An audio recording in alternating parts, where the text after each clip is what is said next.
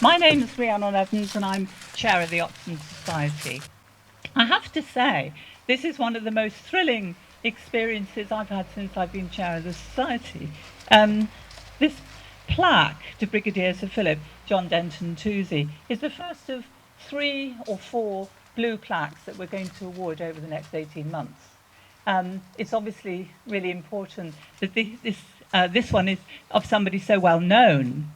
But the next 3 or 4, we've got a short list, will be poets, composers, the first woman police officer, some important suffragists, some important people that are not necessarily as well known, but we're looking forward to that. Now, it's particularly fitting that this plaque recognises not only somebody who's already well known across the world, and that's thanks to Julie Summers' book, and the film, but for his outstanding bravery, compassion, and civic duties. But he is the father of one who has done so much for Oxton Village. Patrick Toosey has been the chair for probably 17 years. He's an extremely active member now, as are other members of his family. He's a founder member of the Society. And so it's really fitting that this first plaque is a Toosey plaque, if you like, because we're also recognising that contribution of Patrick and his family to Oxton. Well, I'd like to say some final thanks, because the final words are going to go to Alan Brighouse, our councillor. I'd like to thank Orange Zebra, that's a band that played last January to raise the money for this initiative. And Alan, I think, Alan, you're the only representative of Orange Zebra here today. And that concert raised almost £1,400, and the contribution from HSBC, the bank, was about £500, so we thank them too. I also want to thank all those who work behind the scenes today. There's an awful lot that goes on with these sort of events. And finally to Gillian and Richard Hopkins, who have opened their house, their garden, for this event. So it's my pleasure to welcome you all. I'm now going to pass on to Alan Chape, who will say a few words, and then to Julie Summers, the granddaughter of the city. Few people may know, but I chair a voluntary organisation called Conservation Areas Wirral that was set up to represent the interests of Wirral's 26 conservation areas and to promote the heritage of the area. We were set up in 2014 because of the perceived threat to these conservation areas and lots of the heritage assets. In the austerity era we live in, that threat still remains. In 2016, we initiated a blue plaque programme for the whole of the Wirral with the support of the Wirral Borough Council, and we have now installed 2 plaques, one for Dixie Dean. Everybody know Dixie Dean? And one for Edward Kemp, who was the supervisor for the creation of Birkenhead Park, the first public park in the world. Our next blue plaque will be for a guy called Gillespie Graham, who's the architect of Hamilton Square. It will be put up in Hamilton Square, and we have plans for 2 more plaques before April 2018. There are very close links between the Conservation Areas Wirral and the Oxton Society. I'm secretary of the Oxton Society and chair of the Conservation Areas Wirral, so there would be. The 2 bodies have worked together very closely, and the Society has used our Conservation Areas Wirral organisation both to commission and install the plaques. And I'd like to thank Peter Bolt from Conservation Areas Wirral and Jeff Willis from the Oxton Society for their construction and commissioning skills. So hopefully now we've entered a new era for blue plaques in Merseyside. There was a rush of blue plaques 20 or 30 years ago, which was initiated by English Heritage, and then there's been a complete blank until then. At present, we only have 1 plaque in the Oxton area, which is to Patrick Abercrombie, the famous architect planner just down the road from here. So, as I say, hopefully we've entered a new era of recognising notable local people who've made a major contribution to both local and national life. And it's fitting that the first of these is to Patrick's dad, because one day it may be Patrick himself. Brigadier Sir Philip John Denton Toosey was born in Upton Road in 1904, and he moved here to Rosemount in 1910. Over the course of his life, he played a role in the lives of many, many people from all walks of life. From Liverpool to Lima, from Baring's Bank to the bridge on the River Kwai, and from Oxton to Africa. He had the ability to make you feel as if you were the only person who mattered at that moment in time, whether you were being praised on parade, being given a severe rocket for leaving bicycles on a train or drawing on the dining room wallpaper. And latterly, people felt his gaze upon them as he fundraised energetically for the Liverpool School of Tropical Medicine. But he was more than his title would suggest. His kindness, his delicious sense of humour, his repertoire of whistles, and his passion for life never waned. He shared this passion with all who came into contact with him. To his friends, he was Phil, sometimes dear old Phil. To his wife, Alex, he was Philip, with a particularly plosive P when she was cross with him. To his 3 children, Patrick, Gillian and Nicholas, he was the captain, named after Captain William Bush, Royal Navy, a fictional character of extreme efficiency and loyalty in C.S. Forster's Horatio Hornblower series. Thus, to us grandchildren, he became Grandpa Bush. To his men, he was the colonel and later the brig, and to the thousands of people he met over the course of his working life, he was simply Mr. Toosey.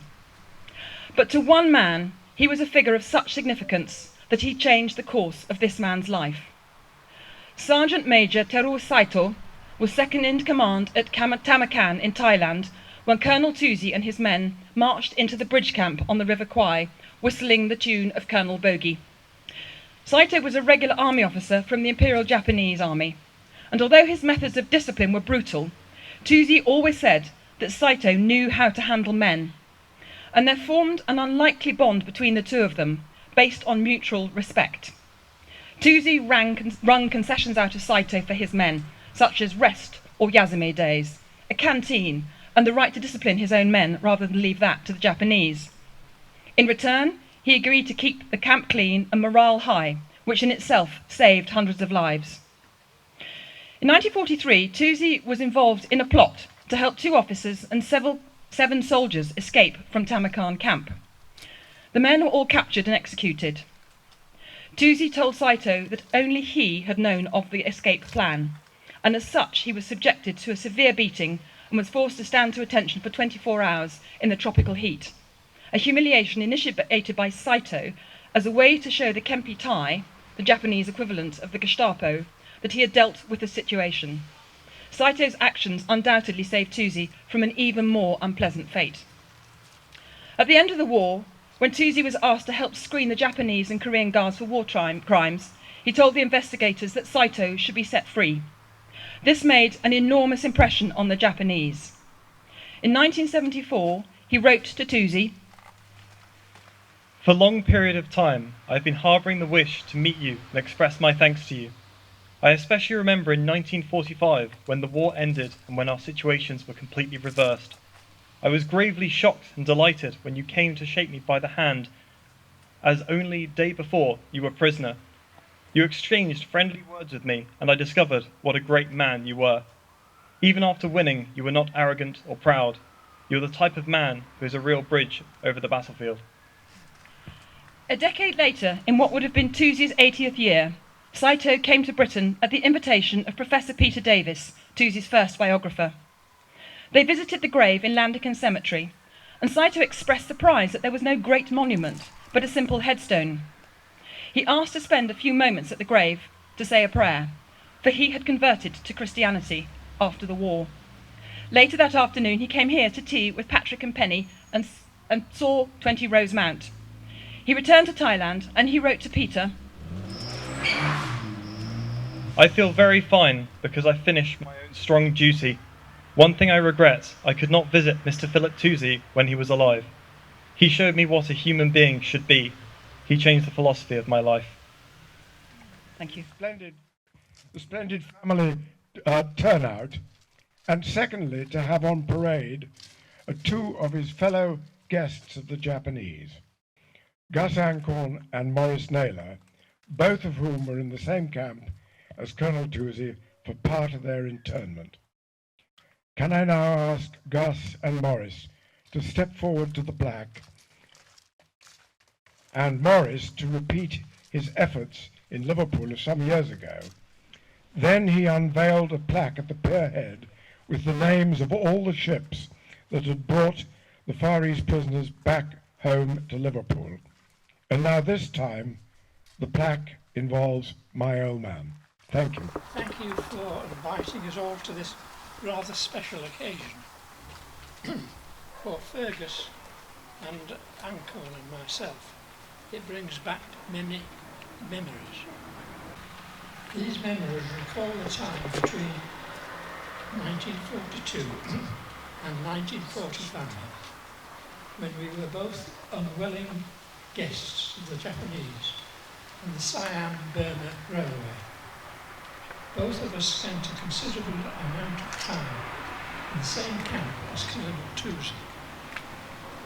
He always tried to do the best for his men under extremely difficult circumstances.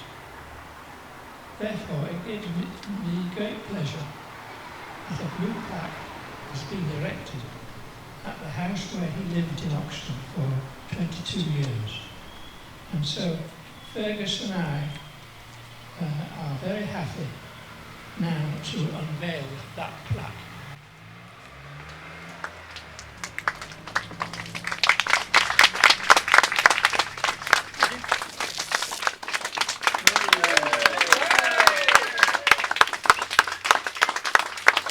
So may I thank everybody who is responsible for today. It's been a fantastic event and well done. Not only today, but the whole process which has resulted in this blue plaque, and as we've heard, hopefully in the near future there'll be some other residents of Oxton who will similarly be receiving a blue plaque. I think it's all credit to the Oxton Society. I think it adds to the character of Oxton Village, and might I dare say even helps to improve the community spirit of the area. I'm also absolutely delighted that this is the first blue plaque that is part of this series in Oxton. Brigadier Toosey, there's clearly, as we've heard, a tremendous story to his life, but this plaque will be here, it's not just for today, it'll be here in 50, maybe 100 years from now. And I can envisage in 100 years from now somebody walking up Rosemount and they will see this plaque. They won't need a mobile phone, because by then there'll be some fantastic device which will no doubt fill their brains with all the information they want to know, all the background information. Because there is quite a narrative. There's a personal side to this, but there is a narrative to this story. Philip Toosey was involved, more than involved, was actually there at two events which probably more than many would argue, signified the demise of Britain as a world power, the evacuation from Dunkirk and the fall of Singapore. And I'm not saying we shouldn't necessarily celebrate it, but that we should always remember that. We should always recall those events. So it is, and that's why I'm really thrilled and delighted at this, because there's a tremendous narrative to it. There's a tremendous personal story. So well done to everybody. Fantastic achievement, and thank you. Thank you to Councillor Alan Brighouse. Thank you.